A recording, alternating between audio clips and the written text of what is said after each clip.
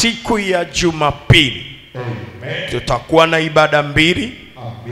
Na ibada zetu za Jumapili itakuwa ni ibada za maji ya ubavuni mwa Yesu Kristo.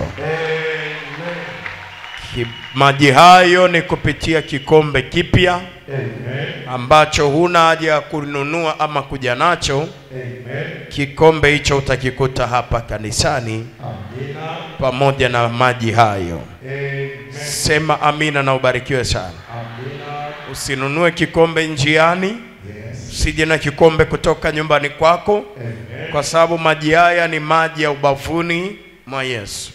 Na vikombe hivyo vimeandaliwa hapa madhabahuni ili viweze kuondoka na ule upako ambao uliokusudiwa kupitia yale maji ambayo ya ubavuni mwa Yesu, ambayo yaliyotoka msimu wa Pasaka.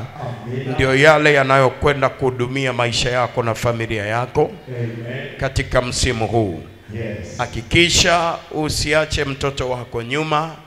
Usiache mtu wa familia yako nyuma. Hakikisha unahudhuria nao katika ibada hiyo. Na Yesu Kristo aliye Mungu mkuu na nuru halisi apate kutusaidia. Baada ya kwanza itaanza saa 12 na itamalizika saa 7 ya mchana. Baada ya pili kadhalika kuanzia saa 7:30 mpaka saa 12:30 ya jioni.